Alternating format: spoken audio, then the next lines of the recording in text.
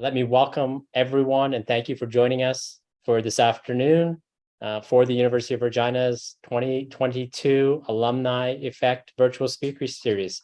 I'm Jerome Cranston. I have the amazing good fortune and pleasure of being the Dean and Professor in the Faculty of Education here at the University of Regina.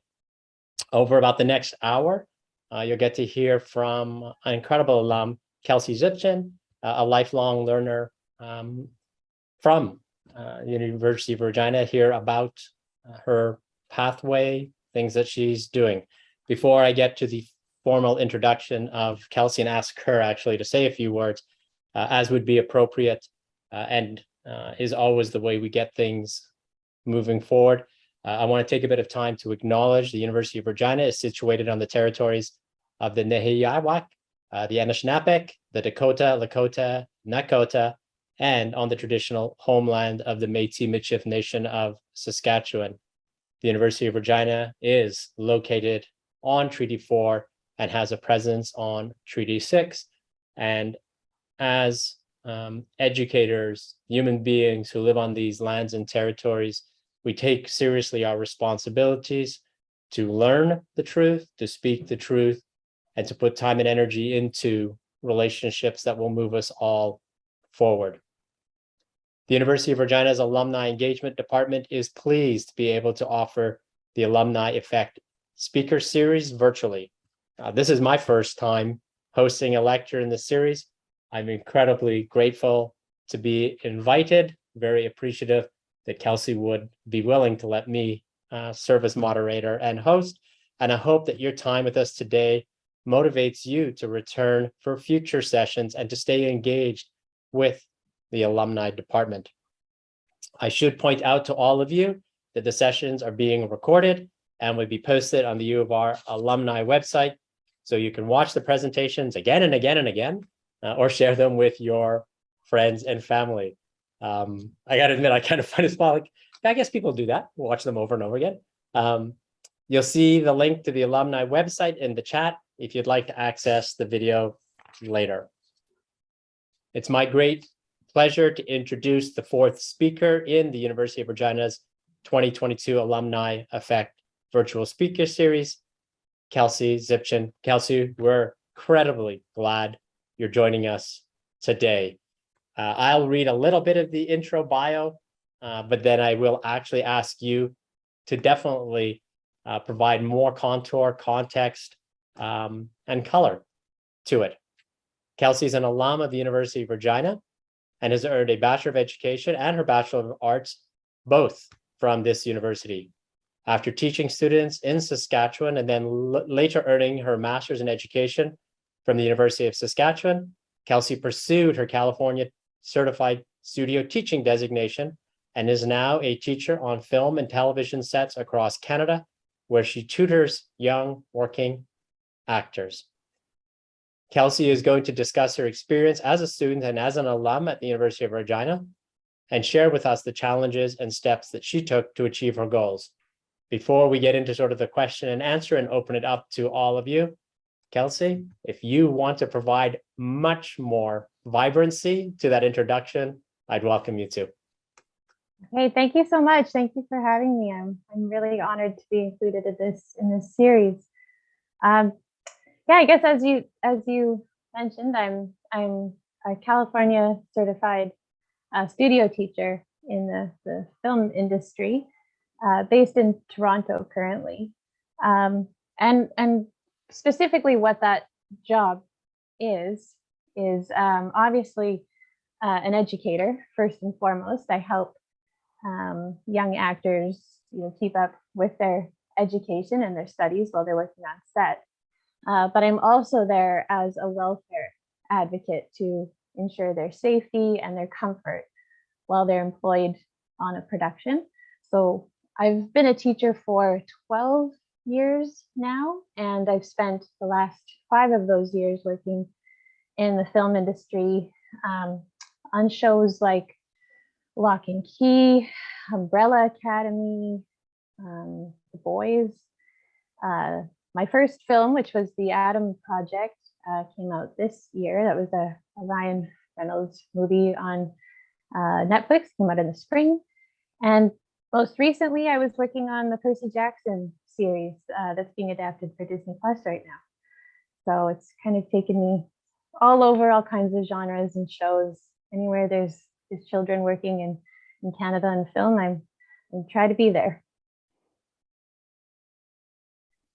Thanks, Kelsey. Really appreciate that. Yeah. And so, for the audience, Kelsey and I have a series of questions, but people who know me know there's always the chance I'll take things slightly off script, but I promise, Kelsey, not so far off script that you're wondering who let this person on the panel. So we're really excited to have you join us. And I mean that sincerely. I actually want to listen and learn. One of the main questions that we get from current students and recent grads is what inspired you to follow your career path, and what steps did you take to make it possible? So I'd actually be quite curious.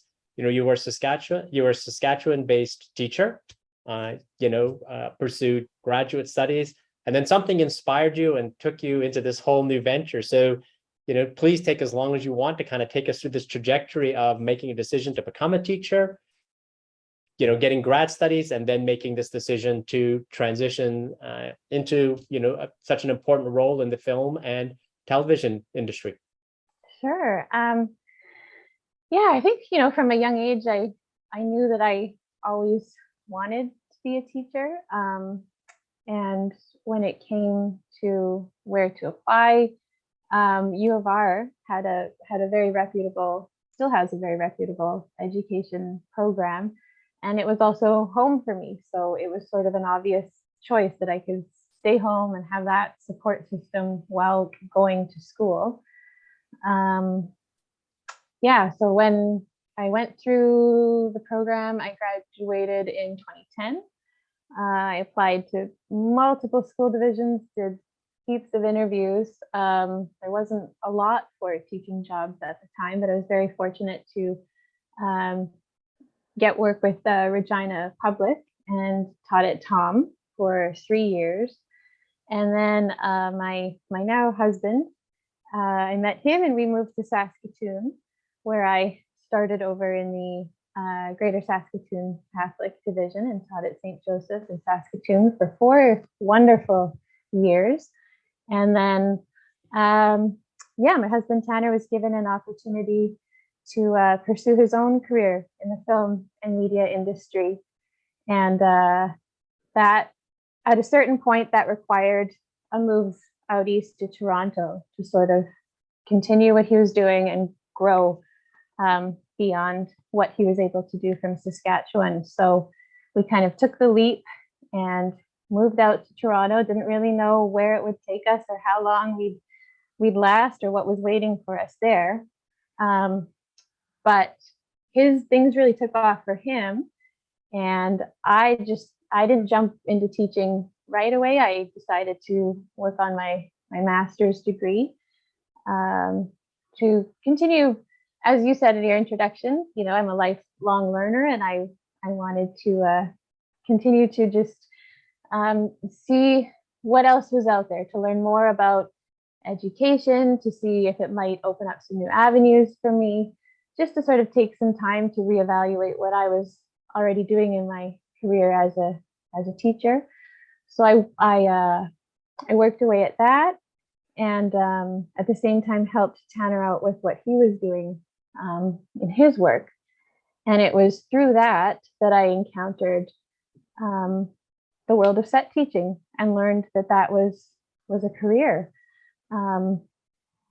and not something I was necessarily able to jump into right away. It required a lot of additional education, pretty rigorous certification processes, specifically through the state of California. And eventually, after about 3 years, I was able to receive the studio teacher designation.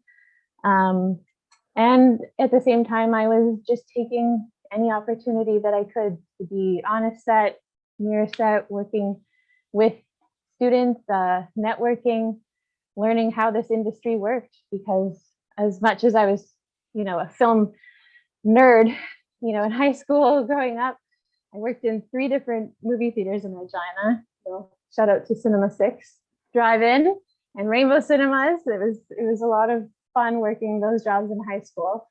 But imagining yourself working in that industry and contributing to it is a totally different thing. And so I took every opportunity I could to just learn and absorb and connect with people, and eventually get my own career started as a studio teacher.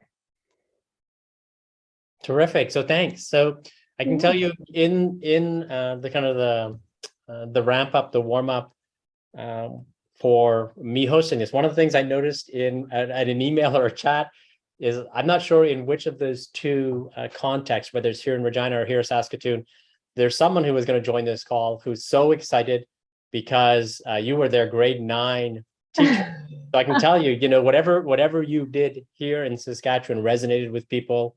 It clearly connected. So thank you.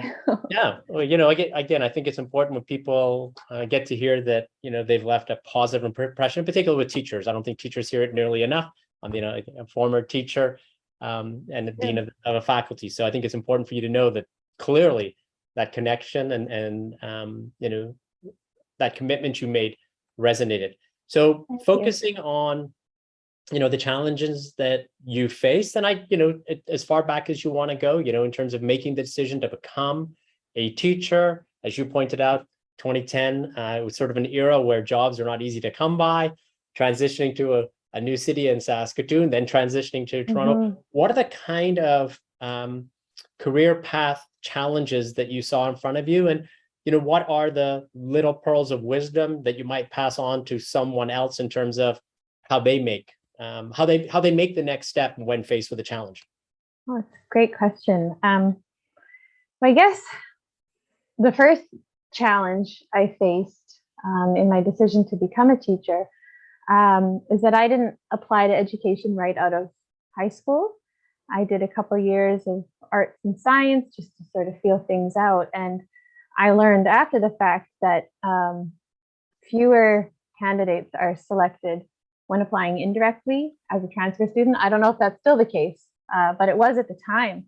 So I didn't get into education on my first try, which, as sort of a straight A, hardworking, keener student, my whole life was a bit jarring to me. And I think was actually a really important lesson to learn, that, you can't always get what you want when you want it. And sometimes life has a reason for that. And it was sort of a sink or swim moment for me. I could have, and I was tempted to just give up and this isn't for me. This is too hard. How many times am I going to keep applying? Maybe I'm meant to do something else. But I decided to figure out what courses I could take that could still apply to the degree. And it really just made me want to do this more. It really confirmed to me that, yes, this is what I want to do. I need to get into this program. So I took a year of courses and tried to just do everything I could, improve my grades. I volunteered anywhere that would take me, and just really put all my effort into making this happen.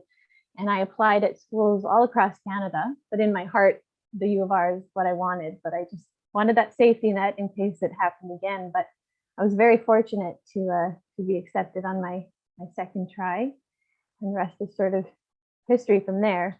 But yeah, I think, another challenge was that once I was in the program, I found I had this itch to kind of look beyond Saskatchewan, like consider the Saskatchewan context, but also consider where it fits in relation to sort of global education, study other curricula and learn about teaching in a bigger context. I tried to use my Spanish minor from my arts degree as an education minor, and there was just sort of no protocol in place for that yet, so I wasn't able to. And I tried desperately for an international internship opportunity, and again, there was just no protocol in place for that. So as I understand, things have begun to shift a little bit, and I think that's really important and commendable, because to me, the most effective teachers bring experience and bring multiple perspectives to the classroom. And you can't really get that if you don't go out in the world in some way to find it.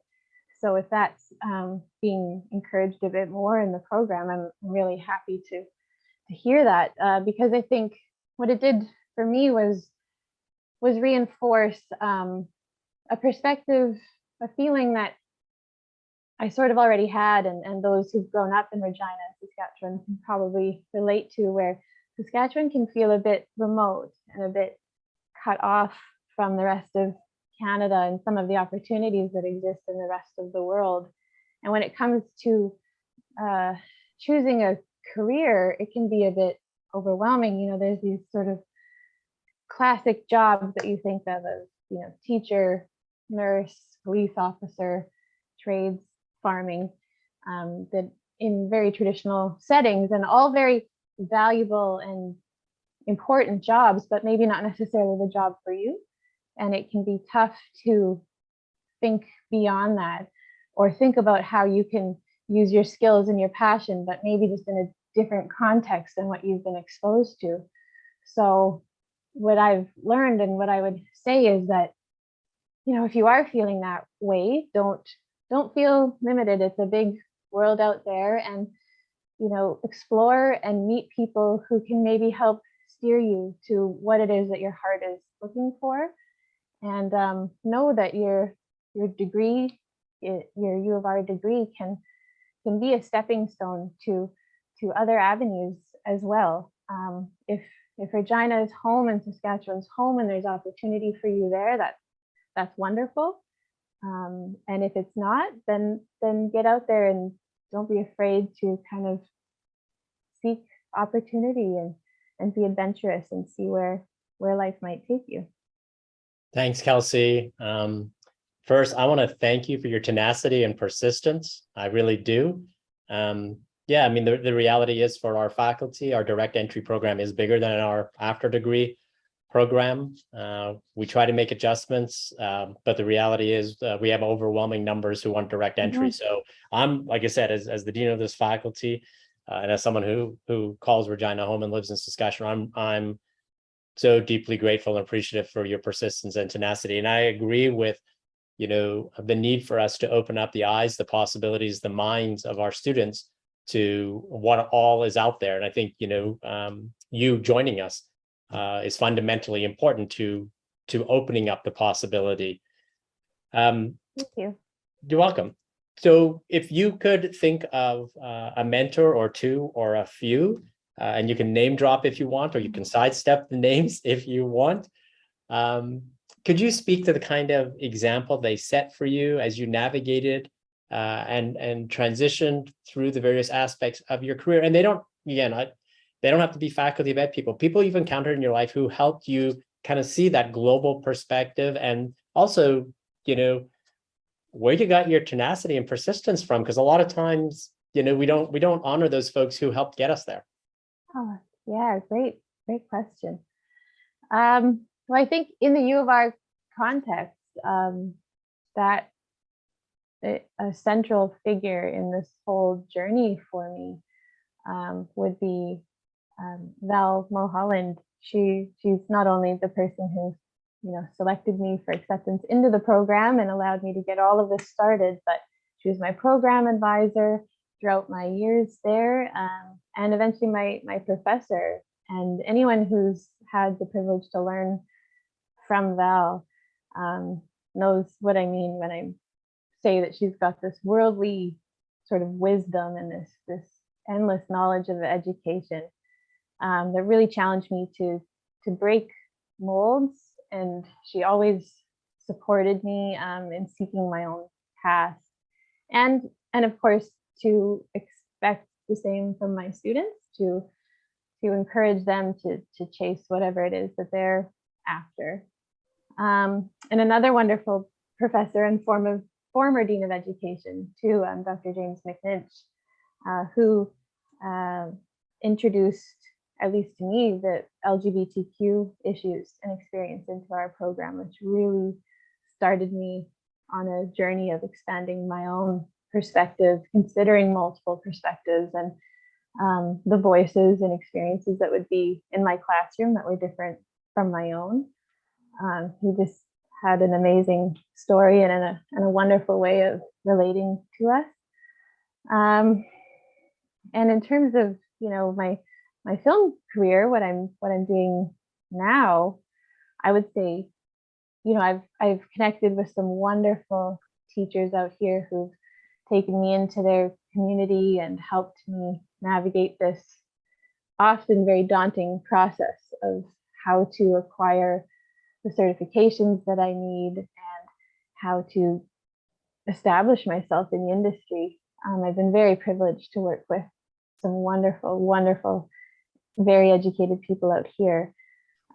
But first and foremost, I suppose it would be my husband, Tanner, who, you know, is this kid from Saskatoon who sort of took a 1 in a million shot at his own career in this industry, and inspired me to do the same thing, you know, watching his fearlessness and his confidence, and seeing it all firsthand and thinking, I can do this too. You know, maybe there's a reason that we've moved out east and I'm meeting the people that I'm meeting. And, you know, it's not an easy career to get into. There's no real set path for it. There's no handbook on how to do this, but maybe I can do this too and transition what I'm already doing and what I love to do into a new way that also encompasses other passions that I have, you know, for film and things like that. So yeah, Tanner's been my biggest support from the beginning, my biggest fan as I worked through this whole thing.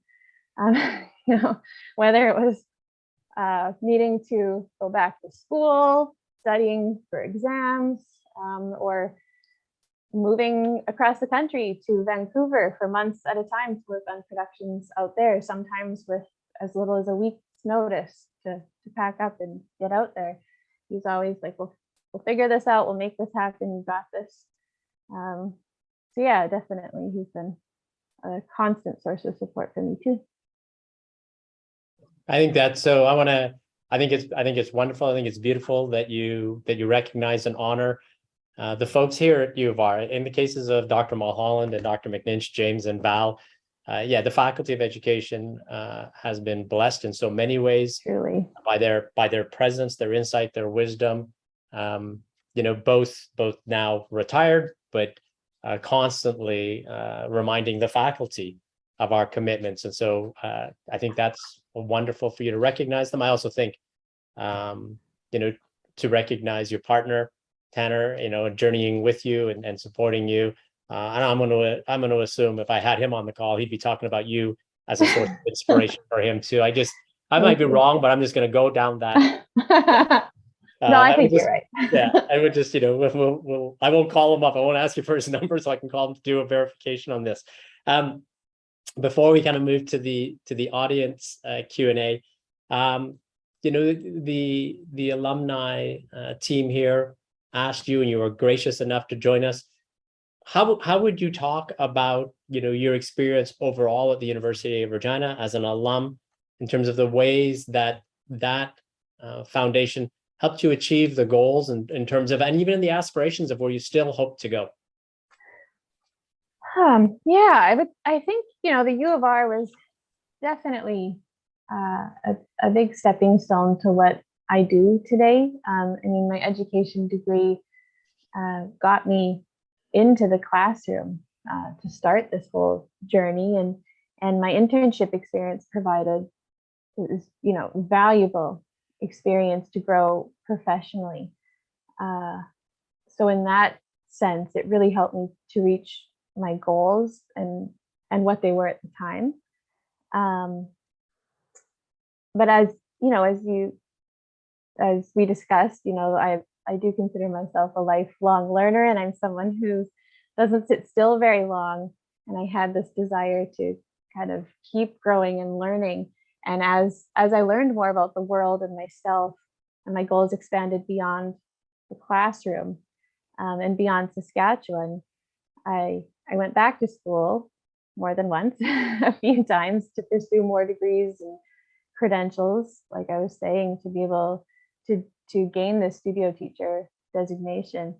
And it takes a lot of perseverance and resilience, I think, for anyone to start over in a new place, a new city, a new province, whatever it is. It's not easy. It can feel daunting. But yeah, if you have the perseverance to see it through and to trust in the process, I think there can be big and exciting things for you. So in many ways, the U of R helped me sort of hone those skills, gave me the confidence to trust my gut and follow my heart, and be brave enough to transition my career in my 30s in a little condo in Toronto with no family or friends around, just sort of, okay, I'm going to try this and I'm going to trust that I'll land on the other side okay, and I know that if I put in the work and the time, I'll make this happen. So yeah, from teaching those sort of lessons, because not everything was easy in the program, not everything came naturally. Right, even just because you're given a piece of paper with your name on it saying that you're a Bachelor of Education doesn't mean you can just trade that in for a job. So there's lessons to be learned in that as well. All of it sort of kind of formed my perspective on things, and lessons, academic and personal and professional, that I carry with me today. Great. Thanks, Kelsey. Before I move to the questions, and I would invite our participants to, as they feel compelled or interested, to post some questions in the chat. None of us have a crystal ball in life, at least I don't. Maybe other people do. 5 years down the road, 10 years down the road, Kelsey, professionally, what do you see down the road? Again, realizing, even if we have a crystal ball, it kind of tends to be a bit on the fuzzy side. If we come back, if you and I come back to this conversation 5 years from now, what's going to be up with Kelsey? Oh, that's a good question. Well, I hope I would be very fortunate if I'm still doing exactly what I'm doing. I truly love this work, if I can even call it work. I'm excited to see where it takes me. I haven't had the opportunity to teach internationally yet. I've had calls for, in the last year, Ireland, Prague, the Dominican Republic, to name a few, but I've always been working on local shows because the film industry in Canada is just exploding right now. So hopefully I'll get a few international opportunities in there. I hope that I can just continue working with these amazing young actors. They teach me so much about the world and about myself. I'll be very happy if I'm still doing just exactly the same thing, just older and wiser. That's, what I think, there's something that comes from satisfaction and contentment. So thanks for handling my off the cuff comment. Oh, no. First question comes from Nevin Marquardt. The question is, what is incrementally different about teaching in studios compared to your experience of teaching in the traditional classroom setting? Oh, good question, a big question. Well, you firstly need to say goodbye to any kind of routine schedule or expectations.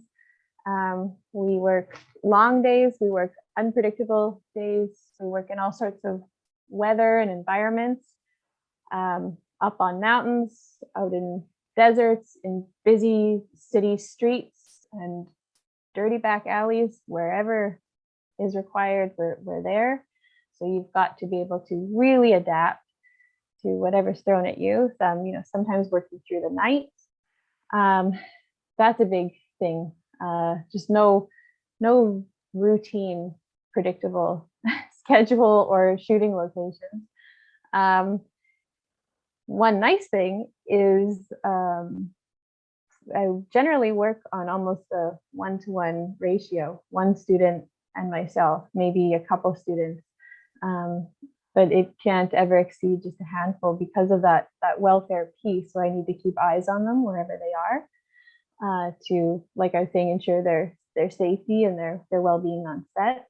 So that's really nice, and an experience that's very rare in education, to have that really low student to teacher ratio. And that's something I truly, truly treasure. And then, yeah, to touch on the welfare piece a bit more too, we're responsible for so much in keeping these students protected while they're working on set. So it's not just seeing them when they're in the classroom and then they go on their way. I follow them from the classroom to the set, and in any given day, I might be sitting down with a props department looking at some of the weapons that might be used to ensure that they're not real and that they won't put the children in any danger. I might be talking to the stunts department to see how an action scene is going to play out, and that will ensure that the child that's working with us will be safe and comfortable in that process. I might be helping them with personal issues that they're experiencing, helping them achieve some of their personal goals, maybe organization, communication, having difficult conversations that they might feel they need to with production or coworkers. Or I might just be, a friend that they can talk to, or I spend actually a lot of my day just holding Invisalign and snacks for teenagers who need to run up on set and last minute realize that, oh, someone needs to hold this. I can't talk with this in my mouth. So it's quite a varied job that goes far beyond education, but definitely teaching in a classroom does prepare you for some of that not quite knowing what's coming and navigating a lot of personalities and just being able to change at a moment's notice to go in whatever direction the day takes you. Great. Thanks, Kelsey. I'm going to keep an eye on the questions. People have got a few of them, and I'll be conscious of the time. So from Kimberly and Alina, the question is, when you were considering the leap to studio teaching, what fears or reservations / anxieties did you have? Oh, good question. The biggest thing was, I think, the lack of consistency. I'm coming from, traditional classroom teaching and a continuing contract. You could always sort of count on that work coming. Maybe didn't know where it would be or necessarily what subjects you would teach, but you knew you had work. And now I'm sort of part of this gig economy where, contract ends and I don't necessarily know when the next one's coming, when it'll start, where it'll be, who I'll be working with. So you have to, and it didn't come right away and it didn't come easily. And there are still days when it gives me a lot of anxiety, but just be able to sort of let go of that stability and trust that if you work hard, that the work will come. I think that was my biggest fear, my biggest reservation. And the other thing would be, just confidence. There's a big networking component to what I do, and I need to get my name out there. I need to negotiate my contracts. I might need to go toe to toe with a director or a producer, possibly on a very big budget film, and say, no, you can't do this, even if it might cost a lot of money or throw the day sideways. I need to be able to trust in myself to have those sorts of conversations. So I think that would be my biggest fears for sure, and ones that I'm still working on. Wow. Yeah. In this environment, you seem to have made tremendous success in dealing with them. The question, first of all, there's accolades and a shout out from Pam Klein, the University of Regina Chancellor. Thank you. Thank you, Kelsey. A wonderful story. Yours is an entrepreneurial approach to teaching and education. You're a leader in this approach and model. So I'm going to piggyback into Pam's question, because you talked about the gig economy. You talked about having to, network. So her question is, thinking about gig economy, networking, is this applicable across other areas or disciplines, especially I'd say for the U of R, as we push further with experiential work integrated learning? Oh, that's great. Until this moment, I hadn't really considered that myself as having an entrepreneurial role in education. So thank you for that perspective. I'm just curious with your question if you mean like other roles in film, or maybe to be a bit more specific. Yeah, so one of the other people on the chat actually has a PhD. They've got a previous degree in science, and they're wondering, again, if they didn't necessarily come directly from education, are there ways that they could transition as entrepreneurs, maybe not to compete for your job, but for things like that? Within film? Yeah, I think within film, within the industry, outside of the traditional sort of, as you point out, you take a Bachelor of Education, you become a classroom teacher. You take a nursing degree, you become a nurse. Like, what are you seeing out there? Yeah, that's a great question and a really important one. Within film, there are jobs that I never imagined existing, from my own to, you mentioned nurses. Well, we have, especially these last few years, a whole team of nurses employed and doctors on every production to ensure COVID protocols and safety. We have set medics. We of course have people who look after, the electric department and the lighting. People with computer science backgrounds doing the visual effects that you see. Writers.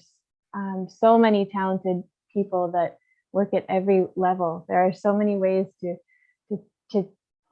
shift what you're doing. If you have sort of a desire to, use those skills, use your passion, use your experience, but maybe do it in a non-traditional setting. The props master, the person responsible for creating the props on Percy Jackson that I was just working on, he's actually trained as a helicopter pilot and wanted to do something a bit different, and used his sort of background in art and science to now he's making, Peter Pan will come out soon.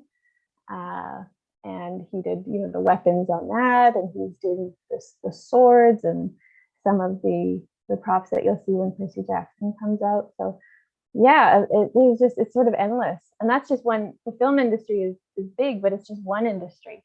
So I think this has taught me that there is just so much out there that you can do with what you might already have in your toolbox.